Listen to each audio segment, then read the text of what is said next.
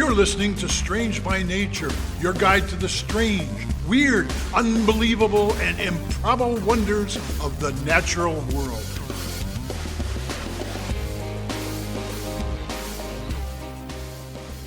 Hello, everyone. Thanks for being here today. I am Kirk Mona, and I am joined today by Rachel Ginza and Victoria Thompson. We are all professional naturalists who together have scoured the world for weird and wonderful wonders just to please your mammalian brain's desire for novelty. Isn't that nice? Let's do this. Hey everyone, welcome back.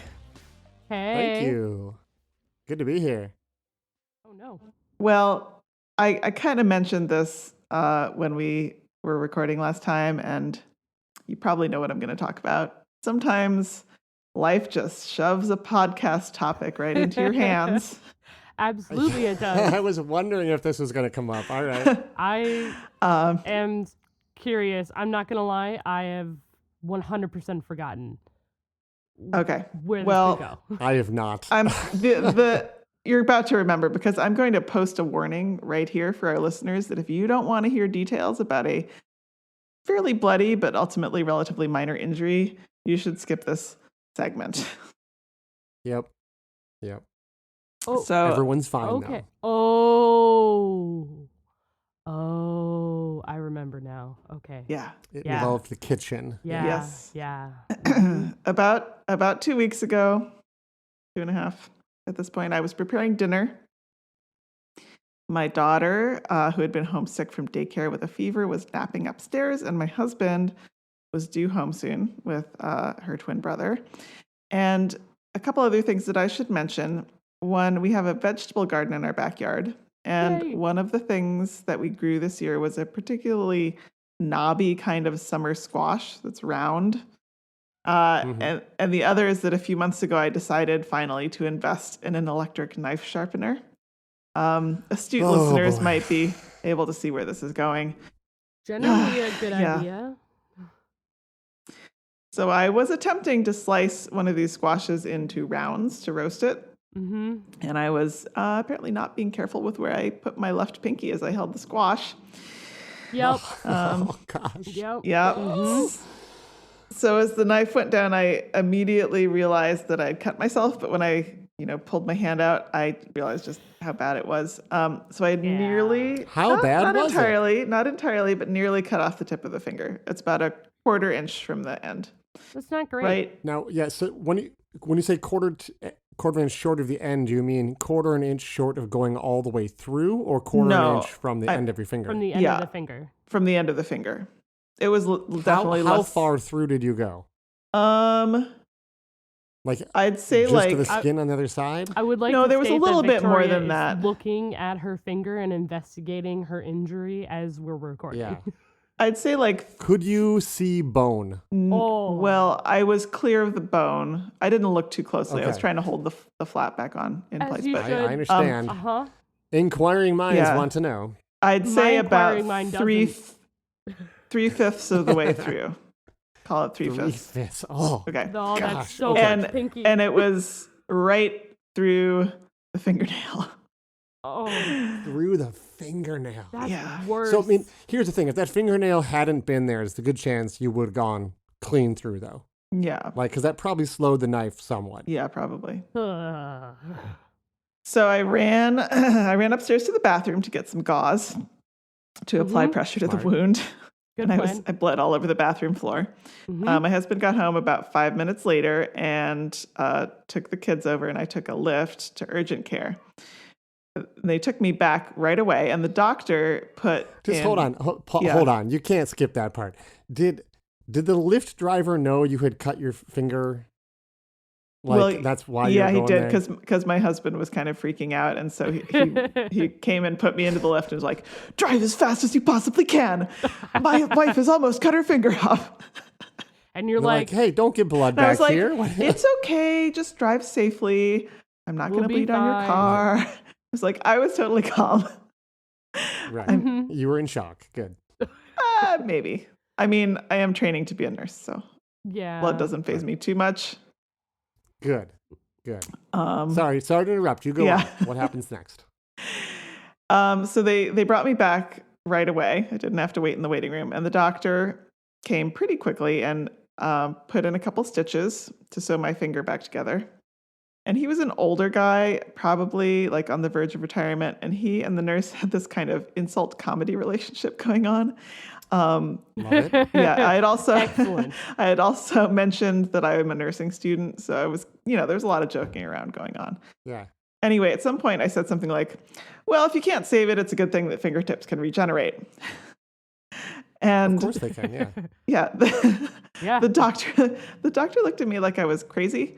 And he was like, they're going to let you anywhere near patients. Okay. That's what you wanted. And This doctor has not been keeping up on his research. no, I Come on, laughed. I laughed, but I knew that I remembered reading about this phenomenon, and I knew that the doctor was wrong. I've So heard today about I it bring you- from other people, I think, actually. Yeah. I Bring feel to like us. it's fairly well known. I was sort of surprised. the doctor didn't know about it. But yeah. So you did a deep dive on it, right? Tell us about it. Yeah. Human fingertip regeneration.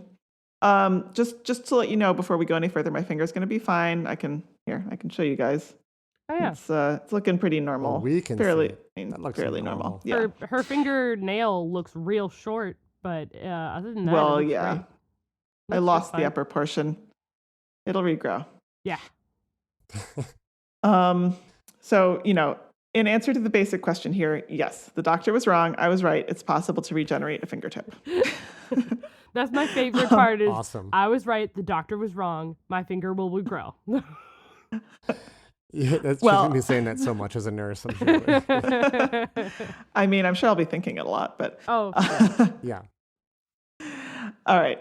Of course, all kinds of animals can regrow different parts of their bodies. Just a few weeks ago, Rachel, you were mentioning sea stars, which can regrow arms. There are even vertebrates that can regrow entire limbs or tails, like salamanders can regrow a leg. I'm sure people have heard about lizards that can regrow their tails. pretty and common so on. there. Yeah. Not so common in mammals. But for a human to do this, there are some requirements. First, accumulated evidence shows that in order to have a chance of this happening, you need to leave some of the fingernail bed.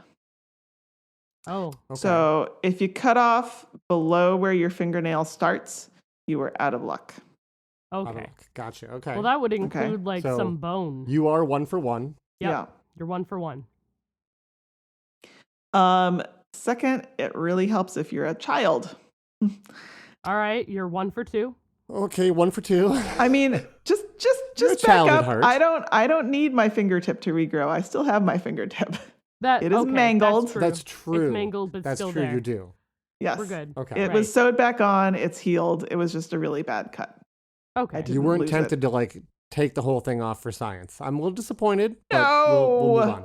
No. You. I might have been. It depends on the situation. Maybe for Okay. science. Maybe if it was just a You know, sliver. I got to pause in because I just remembered, Rachel, you were saying, I feel like I've heard this before. Mm-hmm. I knew this. You know where you heard it? Where? On this podcast, Rachel.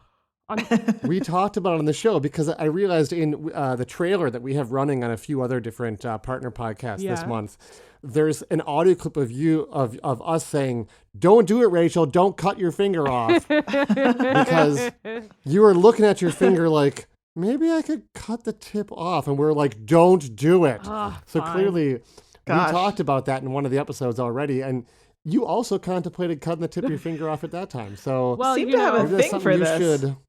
You should kind of work through that with somebody, I think, kind of Yeah. on your own time. I mean, therapy is good for everyone. That's correct. If they want to do it. That's true. Yeah. Nah, my fingertips are safe. I've only, gotten the avocado cut, so we're good. Okay. Yeah. All right. Yeah. So it's a lot easier if you're a kid. If you're an adult, it can be a bit trickier. Not impossible, but trickier. Just the older you get, like the harder it is. Sure. So Like most things. yeah. Well. Yes. Ugh. So if you do get an injury above the nail bed, and if you're a kid, you can kind of just let it go and it'll probably regrow. But if you're an adult, it seems to help to put on what's called an occlusive dressing. That basically means it's a waterproof, airtight bandage. Interesting. Okay. So it promotes a moist environment for healing. Terrible word And choice. moist. It's a moist environment. Ah. Moist. Moist. There are also Let's just body say fluids moist in a there. few more times for our listeners. Moist. Moist. A very moist episode of Strange by Nature. Well, That might be the title. We'll see what happens.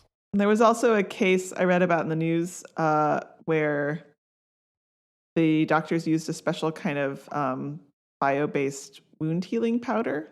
They kind of the woman's fingertip had gotten cut off, and she was looking around for a while for a doctor who would try to help her regrow it. So they kind of had to get rid of some of the scar tissue that had already developed in the special dressing, and she actually regrew her fingertip, according to CNN.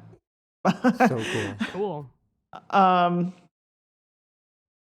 But, based on my perusal of the literature, I think it's safe to say that scientists really don't know right now why fingertips do or do not grow back. Oh, shoot. Yeah. I did in researching this episode wind up looking at a lot of before and after pictures of grisly finger injuries. Oh, man. Awful. All right. There was one paper in particular that had Check out our Instagram. And, Oh no. no, but like We're the just gonna have a regrown. picture of a hand, okay? Rachel would have to do that too, so it's not happening. I mean, I would. It's just. I feel like that would be taken down. So we're gonna just have a picture of a hand. Yeah. Not anything else. Hand with a Band-Aid on it, maybe. Yeah. Or a knife in Victoria's finger. But what I was going to say was, some of the regrown or healed finger is like, it's functional, but like doesn't quite look as big or exactly the same as it Well, there you go. before. Yep. Yeah. But do you want to hear hypotheses about what's going on? Yes. Sure. Okay.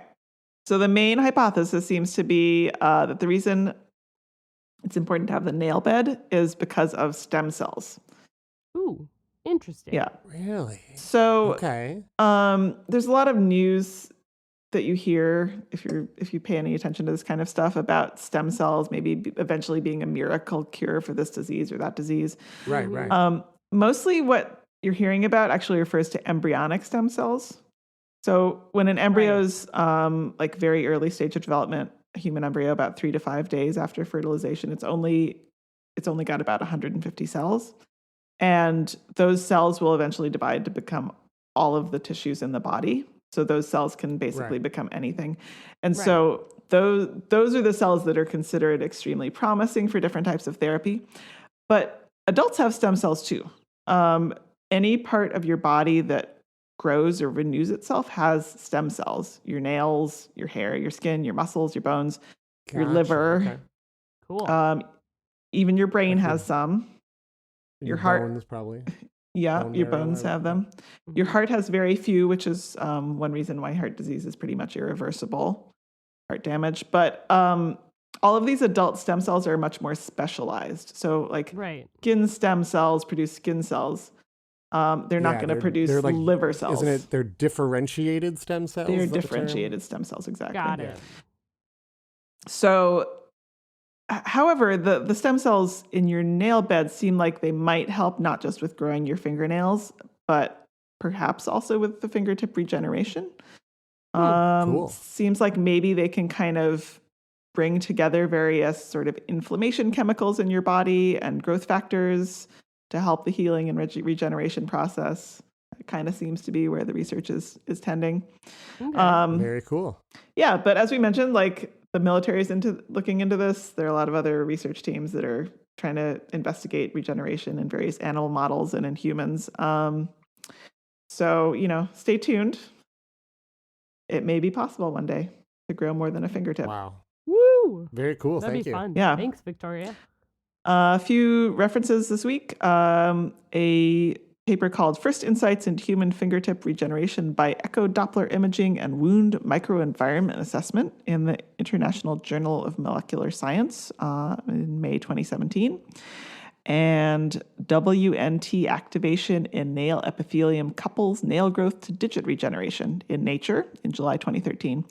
And an article from University of Wisconsin Medicine from their news site by Jake Siegel. All right. So that's all about my fingertip. And we're going to take a little break. And when we come back, Kirk is going to have something hopefully less squirm-inducing for us, but you never know.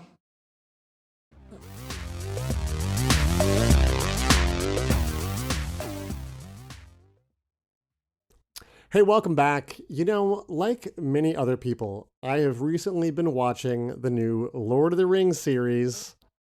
Yeah. And yes, it's fantastic so far. Either of you watching? I'm not. I I have don't no have time. Amazon Prime. Also, I don't have Amazon Prime, although I could snitch it from my mom if I really wanted to. Disappointing. All right, well, I'm sure some of our listeners have been watching. It's really good. I've been really enjoying it. So understandably, the whole setting of Tolkien's planet he created has been on my mind. Mm-hmm. And it took me back to the Peter Jackson films that came out years ago and how they were filmed in New Zealand, which is just a beautiful place. Gorgeous. Mhm. And it made me wonder, like, where are they filming the new Rings of Power series? And it New turns out it's Zealand. actually being filmed in a place called New Zealand. Really? Yeah. I thought they Filmed in weren't in New Zealand. Yeah. They are in New Oh, Zealand. good. It's the same place. So at this point, New Zealand basically is Middle Earth, I which wanna I think go. is pretty amazing. Trip? Field trip? And because now, podcast field trip sounds good. Yes. I do know that we have a lot of nerds listening, so I do want to point out that yes, I know that Numenor is not technically part of Middle Earth. You don't need to write in. Thank you. Okay, so here's the thing. Not only is New Zealand a beautiful place to shoot films, it's a bit more like Middle Earth than I would like in one really uncomfortable way. Are there orcs? Okay. New Zealand really is the home of Mount Doom. Oh. Now, for those of you who are Okay. only passingly familiar with Is the Lord of the there Rings, a Mount Doom, big floating eye? luckily no. Okay. No, we got that going for us. But in the sort of Lord of the Rings stories, Mount Doom is a giant volcano in the land of Mordor, and Mordor is basically a desolate volcanic landscape. And Mount Doom, which by the way is pretty on the nose, heavy-handed name for a writer who like usually liked to make up wild, fanciful, and mostly unpronounceable names for things. Yep. So Yep, he was to really go with Mount talented Doom at was that. a bold choice for him. But Yeah. Mount Doom erupts whenever something horrible happens in the stories, like a horrible evil returns to the land, like Sauron. Like boom, the volcano's gonna become active again. So it's a big metaphor for evil rising up in the Okay. lands. It's a metaphor. Okay. Also, you're it's dealing also with a there, yeah. volcano now, so. It's real subtle. Mm. That Mount Doom is a metaphor, huh? Who'd have known? Now, New Zealand's version of Mordor, and I'm probably pronouncing this wrong, but it's Taupo Volcanic Zone. That's what I call it. It's on the northernmost island. Takes up a good chunk of the island there. It's a huge geologically active area that has been home to active volcanoes and other features for over 2 million years. So it has That's been long. active for a long time. I do think comparing it to Mordor might not really be fair, as it's actually like a beautiful area that has like a ski resort and amazing scenery, and I totally want to visit someday. And probably but- it's deficient in orcs. That is, a good benefit Maybe that's a good I positive on that didn't side. research that. Yeah, I didn't research that specifically. I don't know if there's any orcs there. But the chance for things going wrong there is pretty high. So there are active volcanoes in the area, and again, my pronunciation. I'm going to say Ruapehu, I think is how this volcano is pronounced. Many apologies if it's not. this volcano that's there is actually the largest mountain in all of New Zealand, and the name means pit of noise or exploding pit in Maori. So this mountain is the actual mountain that was used as a stand-in for Mount Doom in the Lord of the Rings movies. Oh, wow. So when you see that, when you see Mount Doom in the background, that's it. That's this volcano. Oh, wow. It is actually an active volcano, though it isn't actively erupting at the moment. It is not a dormant volcano. There have been, recent eruptions. One of the very cool and very strange things about it is that at the summit, it's all like glaciers and whatnot, but there's a caldera. And because the caldera gets warm, it has filled with melting glacial water. And this water is kept liquid by the heat of the volcano. Oh. Now, the water temperature is like a cool 60 degrees Fahrenheit when the volcano is pretty quiet. So nice. Sounds But way better when the than where I volcano- last swam. When the volcano gets agitated, it actually can rise up to about 110 degrees. All right, I'm out. So you can kind of judge how active the volcano is based on the temperature. Sometimes the year it might be quite nice, actually, temperature-wise. And Rachel, it sounded like you were saying you might want to go for a swim? Mm-hmm. 60 degrees is pretty chilly for a swim, Rachel. What if it was 90? Would you go for 90? Maybe. I don't know. I went swimming. I just went. Oh, okay. Yeah, that's cold. Yeah. That's real Generally cool. speaking.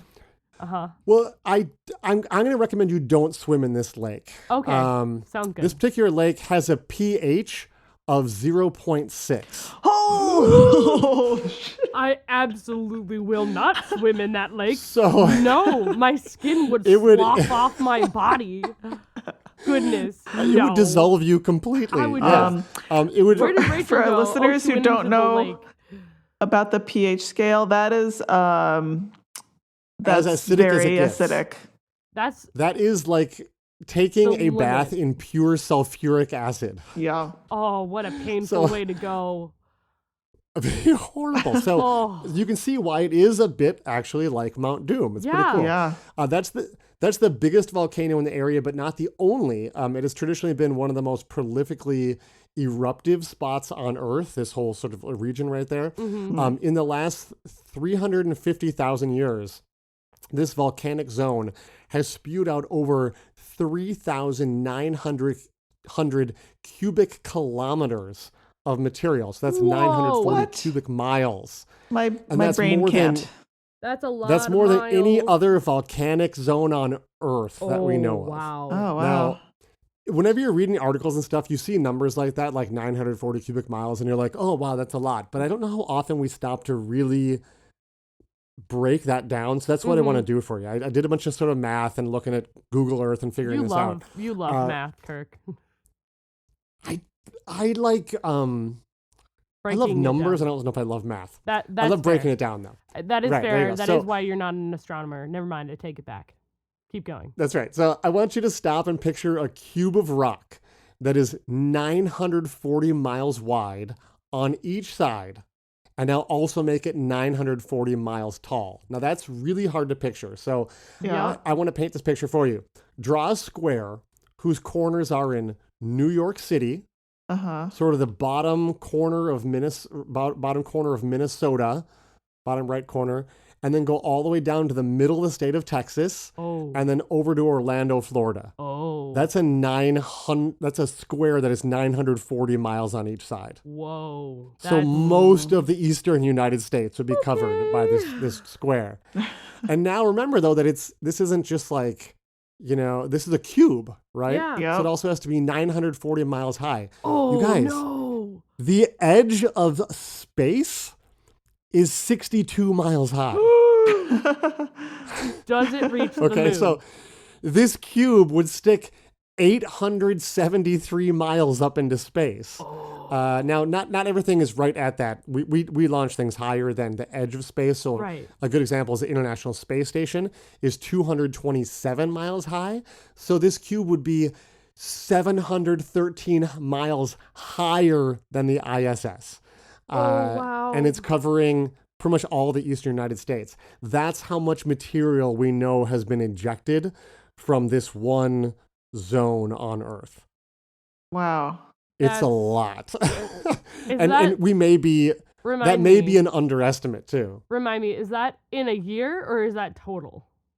No, that's in the last 350,000 years. So Okay. that's numerous large eruptions over time. Oh, And good. so they sort of Good. added them So- all up. Like a big Whoa. chunk Now- of New Zealand probably is from this, maybe. Mm-hmm. Well, I mean, this spread out, would have spread out. They found, deposits from some of these over all of Southeast Asia. Oh, yeah. Oh, Some of these some of the smaller eruptions I was reading about from this particular volcano was saying, oh yeah, it covered all of Southeast Asia with 6 inches of rock, and you're like, oh, Sure. okay, Why not? wow, Cool. that's Sure. so you do that thousands of times, Right. and there you go. Mhm. Now, Victoria, you talked about super eruptions and super volcanoes when you talked about Yellowstone, and this volcano is also a super volcano. And people worry about Yellowstone, and I can tell you that this one has been way more active, way more recently. So it last erupted 22,600 years ago, and it has the distinction of being the most recent super eruption on Earth. oh I goody. And like even that. just that one eruption about 22,000 years ago, I think accounts for about a third of all the material we talked about in that 940 mile square cube. So that was, we talked about the volcanic explosivity index, the VEI index. This was a VEI 8.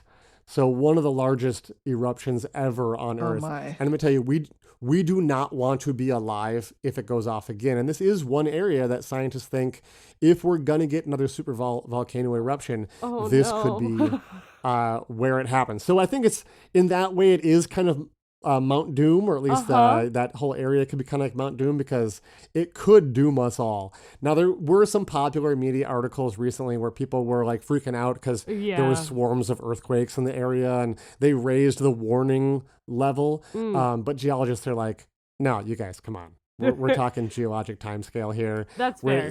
There That's could fair. be, it could erupt, but odds are you are not ever going to see one of these in your lifetime. They just happen on timescales that boggle the human mind, really. So probably not something we need to worry about. Don't lose any sleep over it. Yeah. But that being said, there have been calls for better monitoring of the area so we can better understand I think that's the good. fascinating and complex volcanic stuff going on there.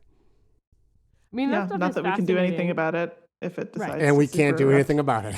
Nope. Can't do nothing. So some of my sources for this information were the Journal of Volcanology and Geothermal Research, the U.S. Geological Survey, and Wikipedia. All right. Cool. Well, we're going to take a teeny little break, and then Rachel is going to wrap things up for us this week with something else strange. Yeah.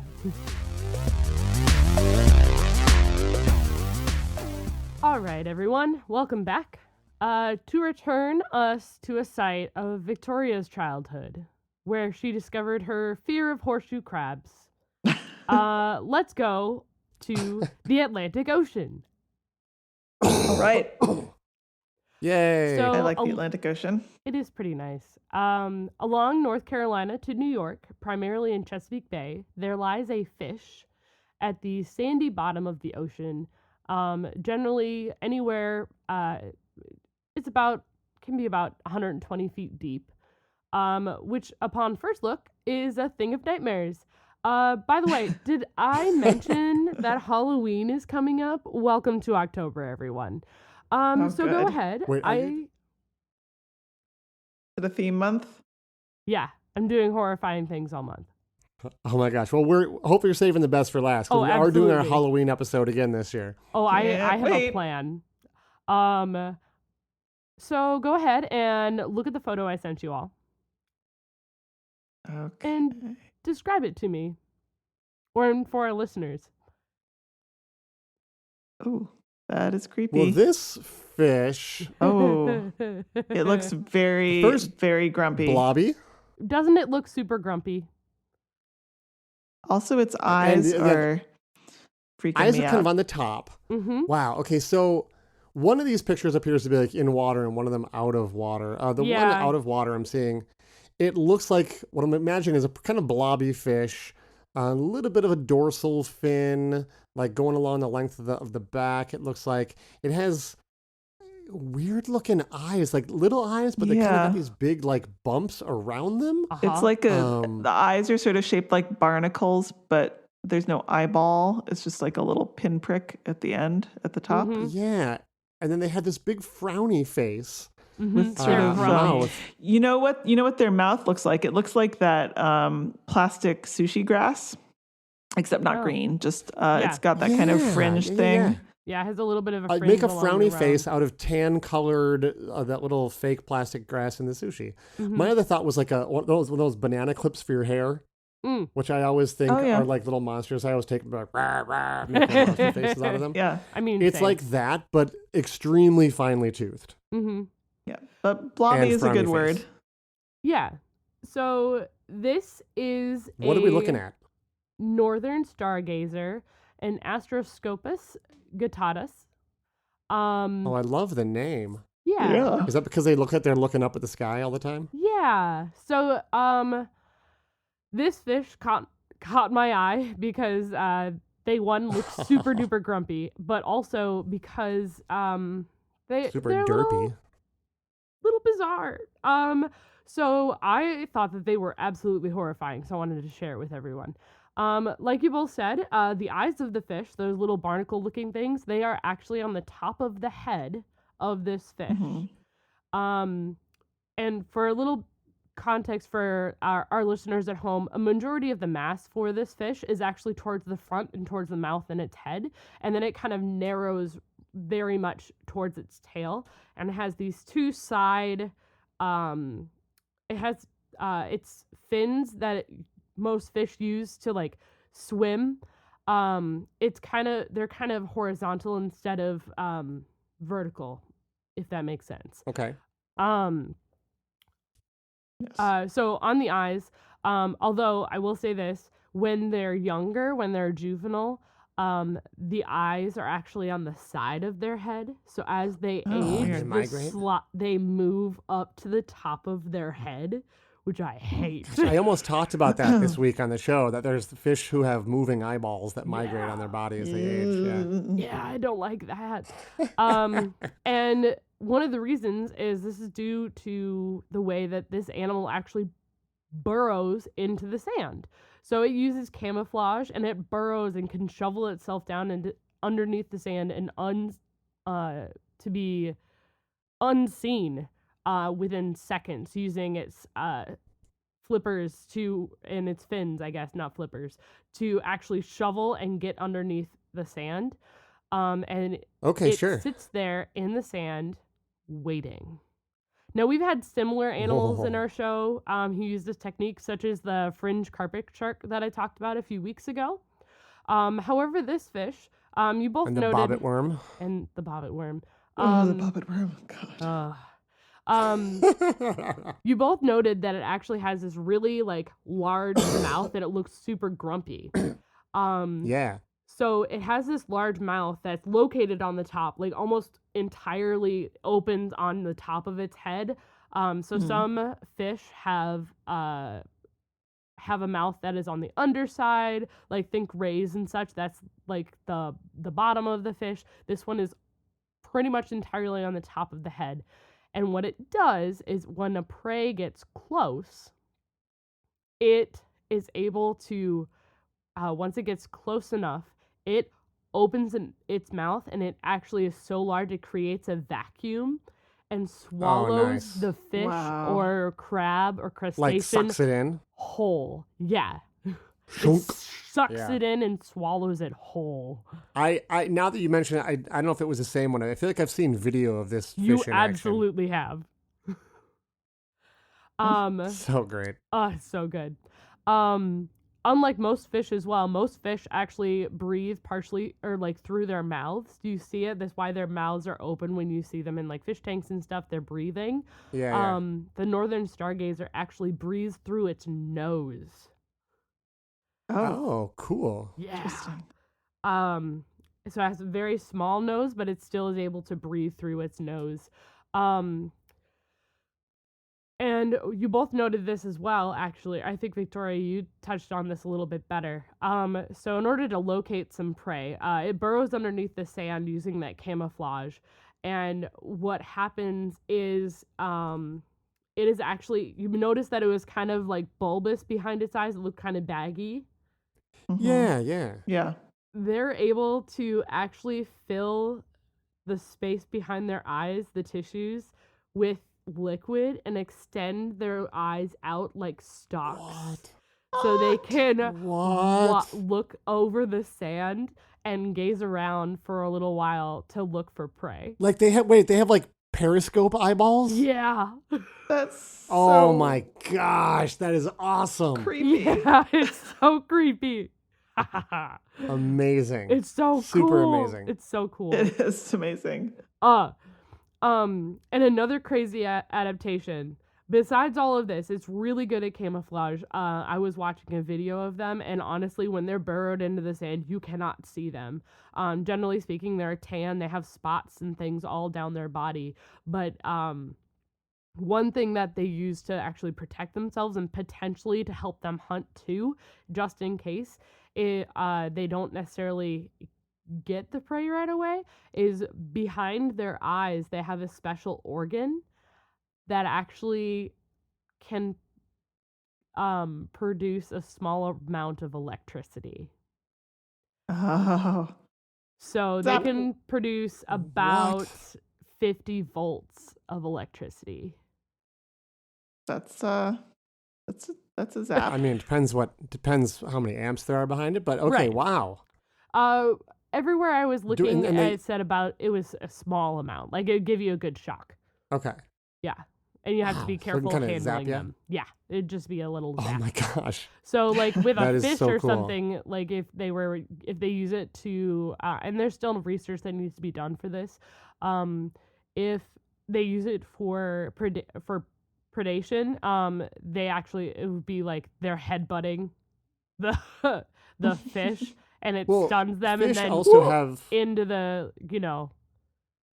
into the mouth it goes in the vacuum. we haven't really covered it on the show, but we probably should talk about like a fish's whole electrosensory system. Mm-hmm. So like fish are very sensitive to, electricity, basically electrical fields. So the zap to them may be far more disorienting than it would be to us. Yeah, Mhm. and that's actually a way that I saw more people or more research indicating that they use this as a form of protection than they do to hunt. Gotcha. Now, I know what you're all thinking. Rachel, Okay, what are we thinking? you have brought us scary-looking fish to this podcast before, and they ended up being tiny. So this has to be tiny. Like, last time I did a Right. horrifying fish, it was the gobfish, and it was the gobface squid or yeah, whatever. the gobface Oh, yeah. squid, Yeah. and Ugh, it so looked awful. horrible, but it was tiny. This is not tiny. This is not This- tiny. This averages between 8 to 18 inches, but can be up to 22 inches long, Okay. That's pretty good. Yeah. which isn't, Not going to swallow It's you not or me, but that's huge, still but that's still pretty good size. that's a decent sized fish. So, It's not like 18 millimeters. Like, oh, come on. nope, 18 inches. So about the size. This isn't a good description for everybody, but it's about the size of my forearm or so. It's a little less than 2 feet, but Mm-hmm. so Yep. have fun with that, knowing that exists in the planet is really fun. It may haunt my I'm dreams. delighted tonight. that we live in such a bizarre world. It's That's so why we're fun. here. Exactly. So that's what I have for you both today is the Northern Stargazer. Thanks, Rachel. Awesome. Yeah, no problem. Thanks everyone for listening. We will see you next week with some other Bye-bye. weird things. Bye. Bye. Thanks everyone for listening to today's show. Be sure to subscribe. New episodes drop every Wednesday, and we love sharing this strange world with all of our listeners. If you would be so kind as to leave us a 5-star review, that would be great. It lets other lovers of the strange discover the show. You can reach out to us on social media by searching for Strange by Nature Podcast on Twitter, Facebook, and Instagram. You can send us an email as well. Our address is contact@strangebynaturepodcast.com. If you want more information about the show, you can also check out our website, which is strangebynaturepodcast.com. Until next week, get outside, stay curious, and embrace the strange.